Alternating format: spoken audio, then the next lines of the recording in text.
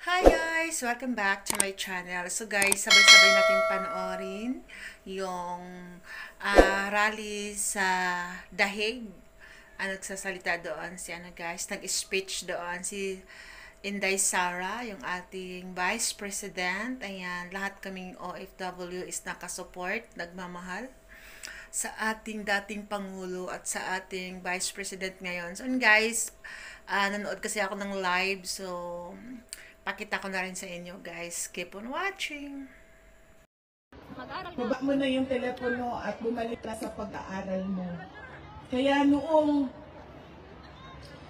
ako ay naging abogado, yun ang sinasabi ng kaibigan ng tatay ko sa akin na nakita na ang tatay ko sobrang saya. Yung araw na yon na nalaman niya na naging abogado ako, yun yung sobrang saya niya.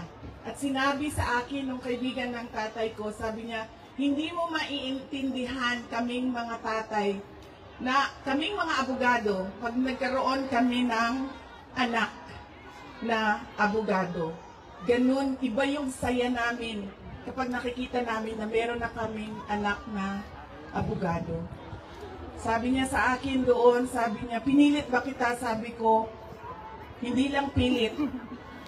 Sinigawan mo ako at pinaiyak mo ako ng madaming beses dahil sa edukasyon at sa pag-aaral. At sabi niya, di buti na lang dahil meron akong abogado ngayon na anak na inutusan ko dyan. Kausapin niyang mga huwes dyan. At ngumiti siya. He smiled. And it seemed to me that it was a comfort to him that he had a daughter who is a lawyer. In fact, sabi niya,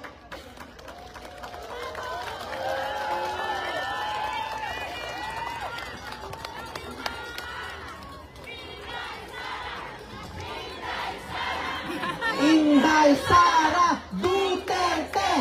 Inday Sara Duterte!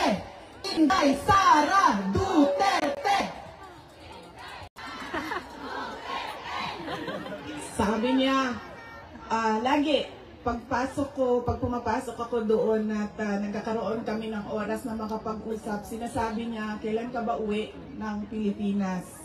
Anong date ka uuwi ng Pilipinas? Anong ginagawa mo dito? Bakit hindi ka pa umuwi sa Pilipinas?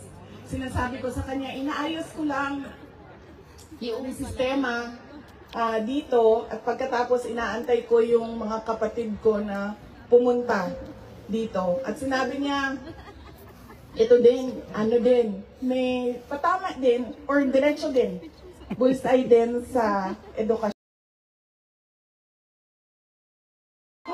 Bring him home!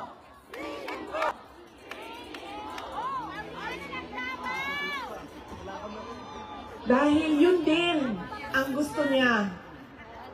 Araw-araw na nandun ako, sa mga araw na nandoon ako, isa yan sa paulit-ulit niyang sinasabi, kailan mo ako mapalabas dito dahil darating ang eleksyon, mag-mayor pa ako ng syudad ng Davao. Bring him home! Bring him home! Bring him home!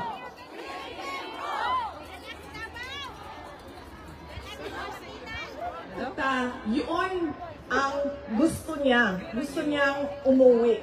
Sinabi ko din sa kanya yon pa. Sabi ko, yung kagustuhan mo na umuwi, yan din yung katapusan ng buhay mo. Magiging Ninoy Aquino Jr. ka. At sinabi niya sa akin, sabi niya, kung ganyan ang kapalaran ko, then so be it. Basta lang mauwi ako sa Pilipinas.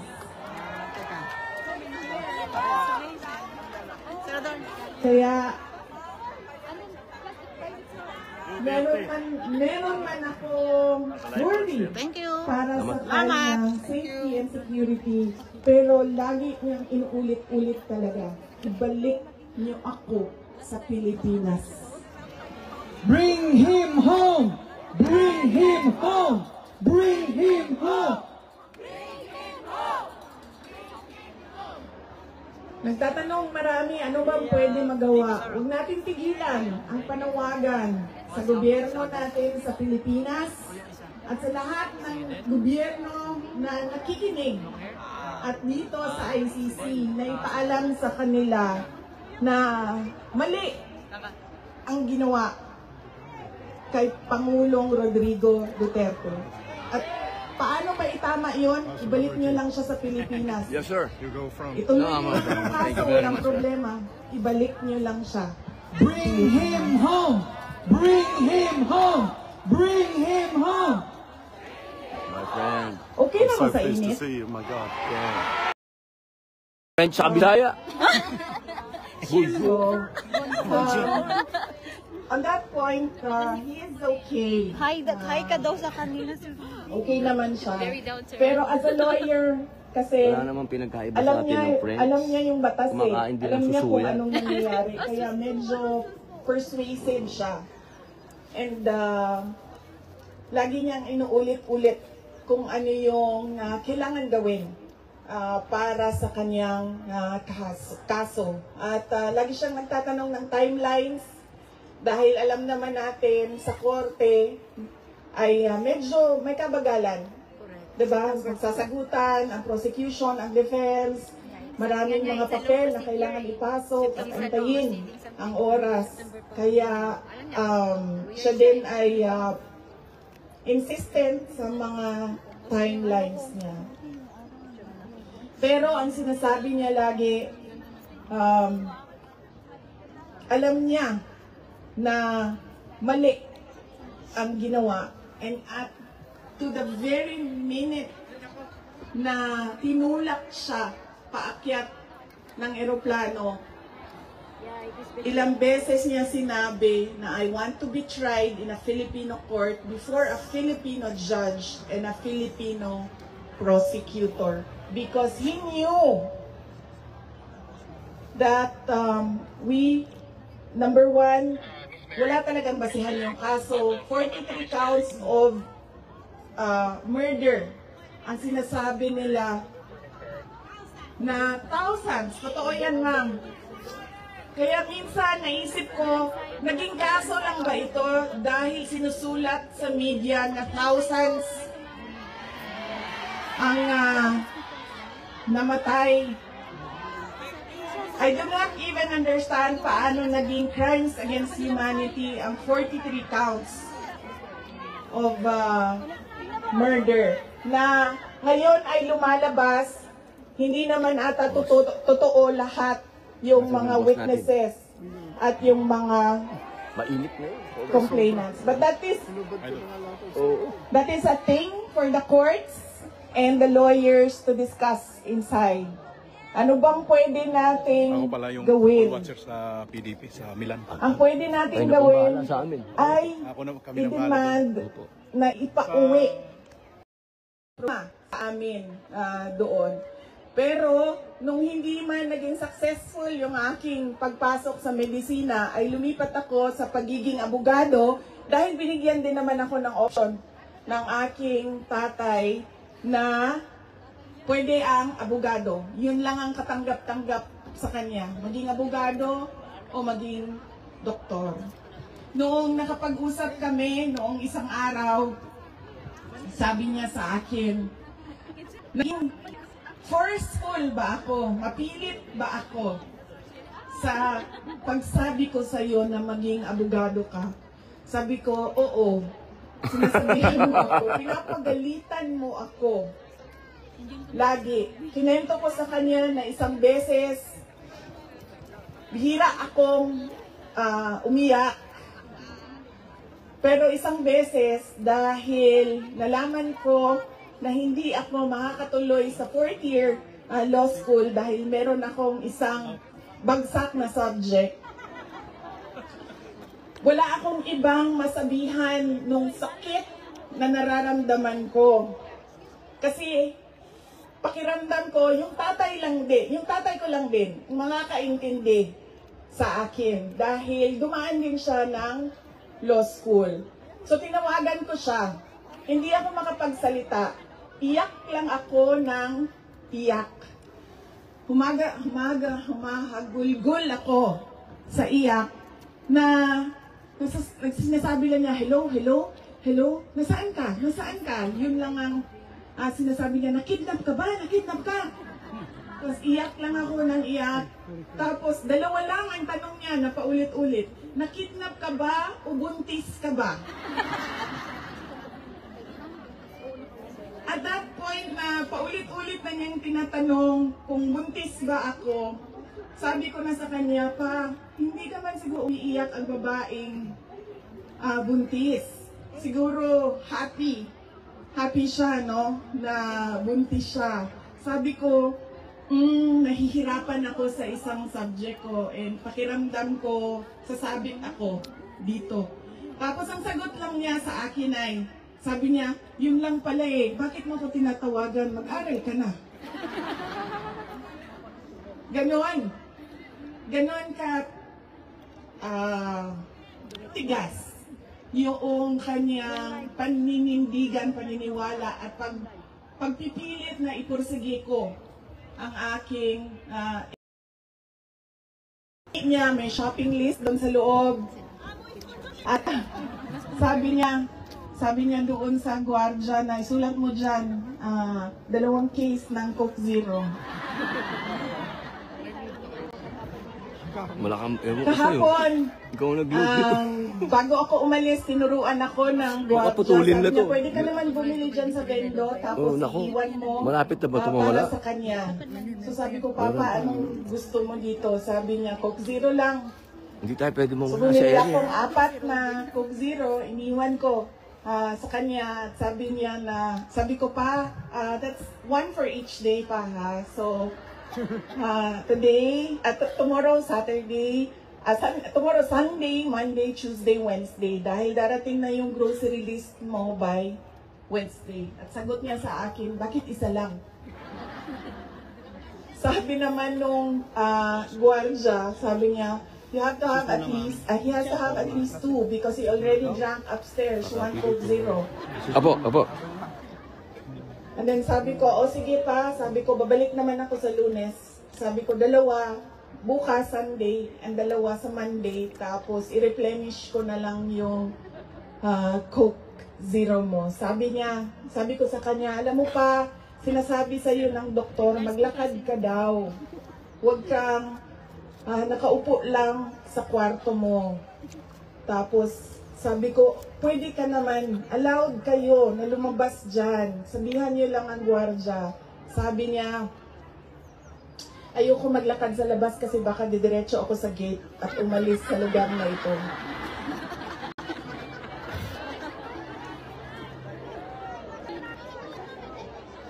Nagkakaroon na rin siya ng mga kaibigan, yung mga tao doon sa loob ay nagiging kaibigan na niya. At hindi ko lang alam, baka paglabas niya marunong na mag-Dutch. Pero karamihan nung kasama niya sa loob ay French speaking. So,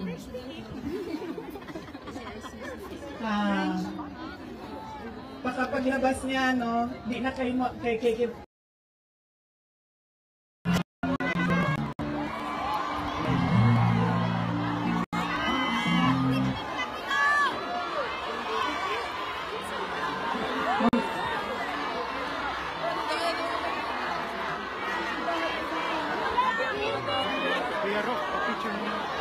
Tol. Magandang hapon sa inyong lahat. Unahin po muna natin ang ating pagpapasalamat sa Diyos dahil sa magandang araw na ito at sa safe na pagbiyahe ninyong lahat papunta dito sa The Hague, Netherlands. At syempre, dahil bumiyahe kayo papunta dito, ay mag-ingat kayo sa biyahe ninyo pauwi lahat sa inyong mga tirahan mamayang hapon. Hello, ma'am. Tol. Susunod po ang pagpapasalamat ko sa Dutch Police sa kanilang pagtulong sa atin na mabuo yung programa ngayong hapon na ito at sa pagpahintulot na tayo ay magkaroon ng rally para kay Pangulong Rodrigo Duterte. Maraming salamat po sa Dutch Police and of course sa local government ng The Hague at sa Foreign Ministry ng the Netherlands. Maraming salamat sa kanila. Ang susunod na pagpapasalamat po ay mula sa akin para sa ating mga organizers ngayong hapon na ito sa Executive Committee na nag-meeting araw-araw, iba't ibang time zone para pag-usapan kung paano natin maisagawa ang ating pagsuporta, pagpapakita ng suporta kay Pangulong Rodrigo Duterte na matiwasay at maayos ang ating pagsama-sama ngayong hapon na ito. Oo, ma'am. Yes, ma'am. Duterte! Duterte! Duterte! Salamat po. Duterte! Duterte! Mahal po namin siya. Mga karating iha. Kanina nung naglalakad ako papunta dito sa park, meron Tol. akong mga nakasalubong na mga galing Germany. At Sir, papicture ako. Yes, ma'am. tinanong ko sila Si JC. kung gaano katagal ang biyahe mo, ma'am, papunta dito. Sabi niya,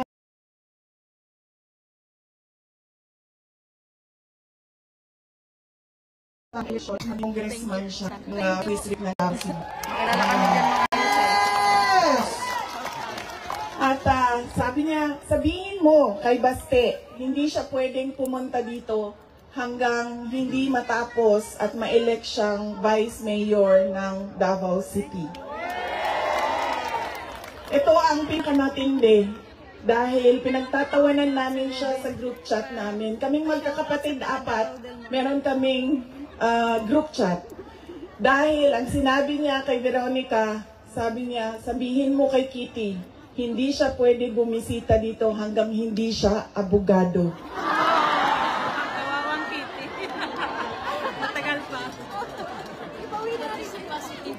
Sabi ni Kitty, grabe ang overacting ni Papa. So, ibig sabihin ba, mga 5 years, she has 5 years until she becomes a lawyer, na meron pa akong 5 taon na bago ako makabisita. Ganon siya kahit na nandun siya sa loob. Ang kanyang iniisip, unang-una, yung mga kapatid ko na kailangan magtrabaho para sa siyudad ng Davao, yung kapatid ko na kailangan mag-aral. Yun pa rin ang iniisip niya. At kapag tinanong mo siya, pa, ano ba ang kailangan mo dito sa loob? Ang sinasabi lang niya, mga, alam mo yun, mga bagay na shaving cream, Coke Zero,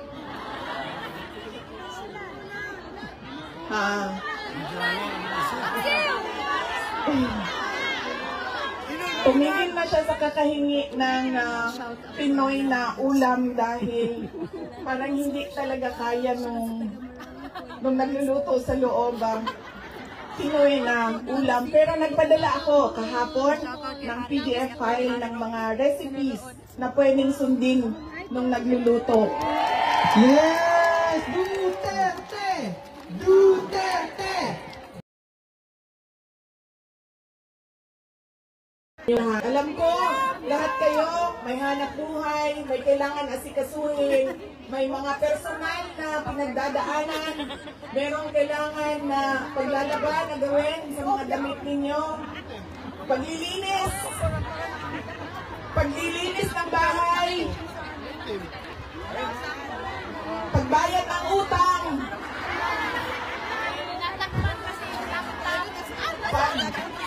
ano pa ba, pagtawag sa inyong mga mahal sa buhay, doon sa Pilipinas, ay nandito kayo ngayong hapon na ito at ibinigay ninyo ang oras ninyo at panahon ninyo Opo. para mapag-usapan natin ang estado ng ating mahal na bayang Pilipinas. Maraming salamat po sa inyo. 1, 2, 3. Ay, si Sir Robin na lang. Sir Robin, ikaw humawak. Magaling ka mag-picture. Opo, opo. Magaling ka mag-picture eh. Naikwento ko na ito Ang liit ng kamay namin, sir. pero mas mahalaga yung kwento ngayon dahil napag-usapan namin siya ni Pangulong Duterte Thank you so doon much. sa loob Hello po. ng detention center ng ICC. Noong ako ay bata pa, lagi sinasabi ng hindi niya sinasin yung generation ng tatay ko, 1940s, 1950s, 1960s. Hindi sila yung mga magulang Apo. na tulad ngayon sa ating, na ini-explain natin sa ating mga anak kung bakit natin ginagawa ang mga bagay-bagay. Lagi dapat may explanation. Sa kanilang henerasyon ay diretso ka lang pagsasabihan or pagalitan. Ganun yung generation nila. Nung ako ay lumalaki, lagi niya sinasabi sa akin, hindi ka tao sa paningin ko kung hindi ka doktor o abogado. Lagi niya yung paulit-ulit habang ako ay lumalaki. Lagi niya yan sinasabi, pag hindi ka natapos ng pag-aaral mo, magiging abo ka dyan sa gilid ng daan. He always emphasized that you mean nothing to the world if you do not finish your education. That was his, that is my greatest gratitude to my father. The emphasis he gave in education. Wala namang problema sa akin yun nung ako ay lumalaki dahil gusto ko din naman talaga maging doktor.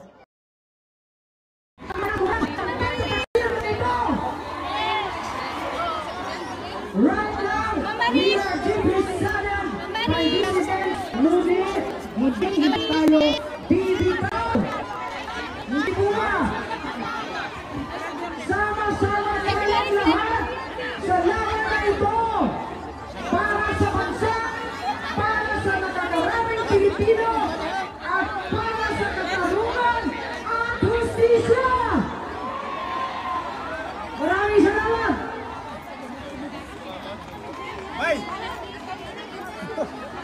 Sino ang halamang Pilipino? Sino ang pinaka-the best na presidente ng Pilipinas? Duterte! Duterte! Duterte! Duterte! Ang mga supporters ni PRRD at ni Vice President Sara Inday Sara Duterte ay mga organic. Hindi kami! Hindi kami! Hindi kami! Ang mga supporters ni VP Inday Sara Duterte at ni President Rodrigo Roa Duterte ay organic! Hindi kapanan dahil Panginoon!